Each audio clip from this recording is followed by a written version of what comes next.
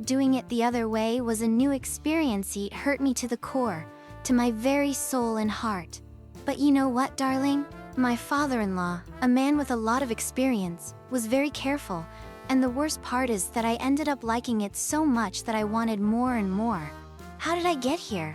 Relax and stay with me, because what I'm about to tell you will leave you breathless. Love, if you're one of those people who've ever felt the temptation to cross that thin line between what is right and what is forbidden, then you'll understand me. Keep listening, because this story could be a reflection of who we really are, even if we don't yet realize it. We were on vacation at Nathan's parents' house. The atmosphere in their home was warm, but there was something in the way his father looked at me that I didn't know how to interpret. I didn't think much of it at first. After all, what could it mean? He was his father, my father-in-law. But things quickly changed. One afternoon, Nathan went out to meet up with some childhood friends. His mother and father were also away, visiting distant relatives. I stayed alone in the house, taking the time to relax. But shortly after, I heard the sound of a car pulling into the driveway. I looked out the window and saw his father getting out of the car. Back so soon? I thought, confused. When he came in, he explained that he had forgotten some important things he needed to take with him, and that he would leave again in the morning. "Don't worry, I won't bother you," he said, smiling kindly. Without planning it, we were practically alone that night. It was my first time visiting my in-laws, and I still wasn't very comfortable. I felt it was best to stay in Nathan's room to avoid any awkward situations. But then I heard a soft knock on the door. "Hannah, come have dinner," his father said from the other side. His tone was gentle, almost warm. I hesitated for a moment, but finally, I came out. I couldn't refuse the invitation without seeming rude. During dinner, I tried to stay neutral, but he broke the silence in a way I didn't expect. "Do you feel uncomfortable here?" he asked, his tone soft but direct. I paused for a moment. "No, well, maybe a little. I'm just not used to it," I replied. He nodded, his eyes fixed on me. "I understand, but I want you to know you can feel at home here. No one will judge you," he said. His response surprised me. It seemed genuine, and for the first time, I felt a little more relaxed. We kept talking, and little by little, the conversation became more personal. "Nathan is lucky to have you, you know?" he said suddenly. "It's not easy to find someone who understands him like you do." I blushed slightly, laughing nervously. "Thank you. He's good too. He's been good to me." But then, he added something that left me thinking. "Though sometimes I think he doesn't value you the way he should." His comment left me with more doubts. What did he mean by that? "Can I ask you something?" I said, trying to sound casual. He looked at me curiously, leaning forward. "Of course, tell me. Has Nathan ever told you anything about me? Something I don't know?" I asked, laughing nervously as if it were a joke, but deep down I wanted an answer. His smile faded slightly, and after a moment of silence, he replied, "Maybe. But if I tell you, you'll have to tell me something about him that I don't know." "Deal." I stayed quiet, thinking about his proposal. It was strange, but it also intrigued me. "All right, deal," I said. He took his time responding, as if deciding how far he wanted to go. Nathan is a good guy, but he's always been afraid of it as a child. He never wanted to choose anything definitive, whether it was what he wanted to be when he grew up or which sport to play. I think that's part of why he tries so hard with you. He's afraid that if he doesn't, you'll realize you could be with someone better. His words took me by surprise. It wasn't what I expected to hear, but something in his tone made me trust what he said. "Are you serious?" I asked, feeling a pang of insecurity. "Absolutely," he replied. "But that doesn't mean he doesn't love you. Sometimes fear makes us act in ways we don't understand." Now it was my turn, and I felt a lump in my throat. I didn't want to say anything that might turn him against his son, but I also didn't want to break the deal. "Well," I said, carefully choosing my words, Sometimes I feel like Nathan doesn't really listen to me like he's with me, but not entirely present. His eyes locked onto mine, analyzing every word I said. That sounds like him, he finally said, but it shouldn't be that way with you. You're special. You deserve more. I tried to change the subject, but he wouldn't allow it. Your turn, he said, his voice lower, almost a whisper. Tell me something you've never told Nathan. I felt the air grow heavier. There were many things I had never told Nathan, but why confess them now? I don't know if I have anything worth saying, I replied, trying to avoid the question.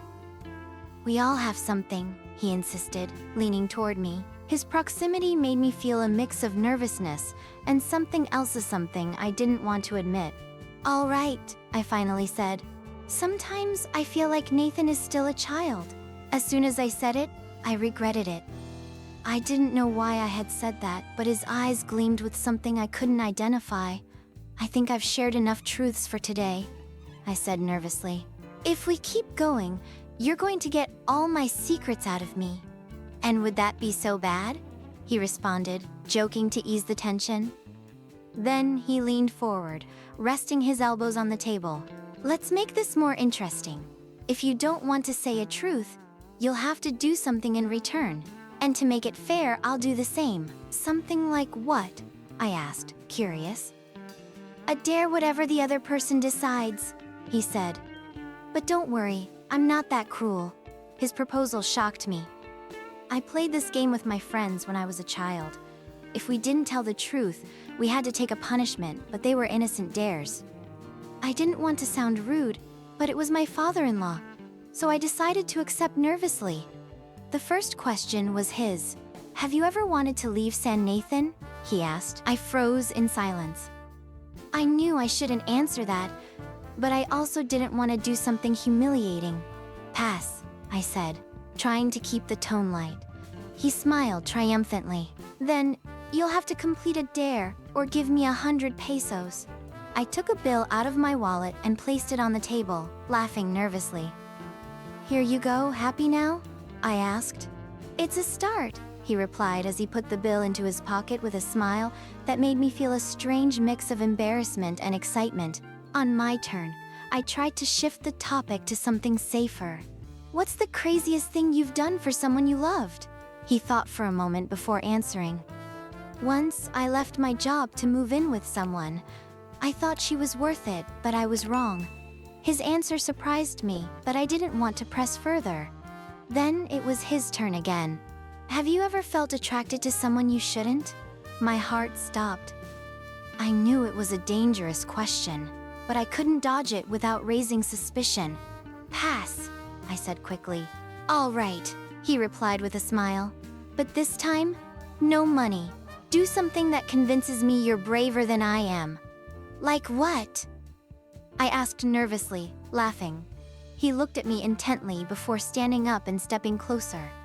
Surprise me. I tried to think of something that wouldn't cross any boundaries, but my mind went blank. Finally, I made an impulsive decision. I approached him, took the wine glass from his hand, and drank from it without breaking eye contact. He watched me silently before saying, Impressive, not bad, but I can still beat you. On my turn, I unconsciously skipped asking a question and went straight to the dare. Walk to the kitchen with your eyes closed and find the sugar jar. If you fail, you'll pay me double what I gave you. He accepted, laughing, but asked me to guide him. That was when I felt his hands on my shoulders as we walked toward the kitchen together. His touch didn't feel casual. There was something more in the way he held me. My heart started beating faster, and I didn't know if it was because of the dare or something else. On his turn, he proposed something I never imagined. Truth or dare? Truth, I answered quickly, trying to stay calm, but his question left me completely unsettled. What's your favorite position when you do that, you know? My heart skipped a beat, and discomfort ran through me from head to toe. I couldn't believe what I was hearing. Pass, I said immediately without thinking, believing I could avoid the question, but I made a fatal mistake by not anticipating what would follow. He didn't seem surprised. His smile widened, and his voice grew deeper, almost as if he enjoyed my choice. "Then you'll have to fulfill a dare for me." "What is it?" I said, my voice trembling with nerves, afraid of what would come next.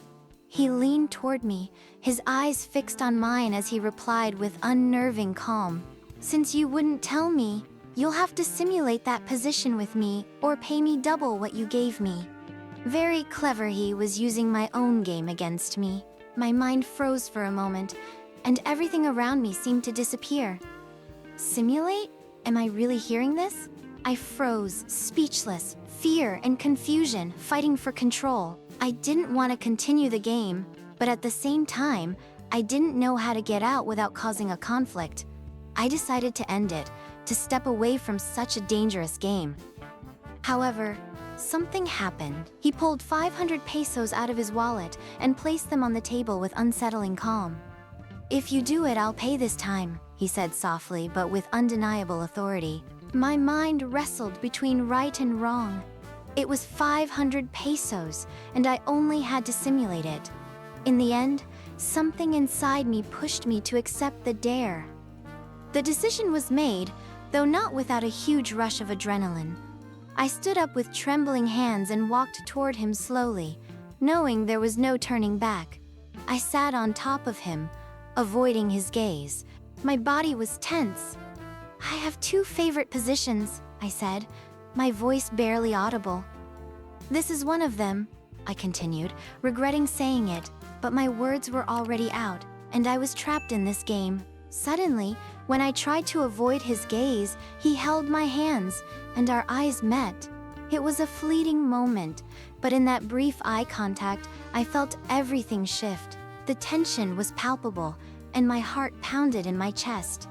He moved his mouth closer to mine and kissed me. In that instant, everything between us shifted, a change that was hard to ignore, though I didn't know how to stop it. It was a sea of sensations, and the once innocent game escalated to another level. What followed was pure intensity. My father-in-law had incredible experience. We were consumed by emotions, aware of how wrong it was, but the thrill of the moment made everything else fade away. He let me ride for quite some time. I didn't want to move away because I could feel the immensity of the man deep inside me. Never in my life had I embraced such beautiful trees, larger than I had imagined. When I thought I had experienced everything, he showed me his favorite position. It was an explosion of adrenaline. I realized that by being with Nathan, I had been suppressing so many desires and emotions. His father was simply different. To make it clearer, I can only tell you this. He dropped a coin on the ground and asked me to pick it up. For strange reasons, I could never pick up that coin. Every time I reached for it, an electric current coursed through me. There was no time to think or doubt, no turning back, because I was already there. When everything was over, I sat on the ground, hugging my knees, feeling my broken heart pounding, as if it wanted to escape my chest. I couldn't ignore what had happened. Part of me sighed happily, almost grateful for how intense it was. But then came that terrifying thought. Nathan appeared before me in my mind, his eyes full of trust. Guilt invaded me, cold and relentless. I tried to find excuses, to justify myself. It was just a game. But deep down, I knew it wasn't just that. I realized it the moment I crossed that line. At that instant, everything spiraled out of control. The terrifying question wasn't what I had done, but what I would do now. That night, nothing was ever the same again. My father-in-law tried to approach me again, but I couldn't look at him without feeling disgusted with myself. What had once been exciting was now just a painful reminder of betrayal. Nathan still doesn't know, but both he and I understand what happened. It was a grave mistake, a wound that will never heal. He said he would try to move on, to repair the relationship between husband and wife, but we both know it's almost impossible. Maybe you think I was to blame, or that he was to blame, but we are both responsible. We made decisions that didn't just affect us but destroyed something much bigger, a family. All that remains is this burden that is so hard to shake off. Now I ask you, have you ever crossed such a line? What would you do if a secret like this threatened to destroy everything you love? I'll read you in the comments. And if you liked the story, give this video a like and subscribe to Cheater's Confessions to keep discovering the most bizarre stories of infidelity. Until next time,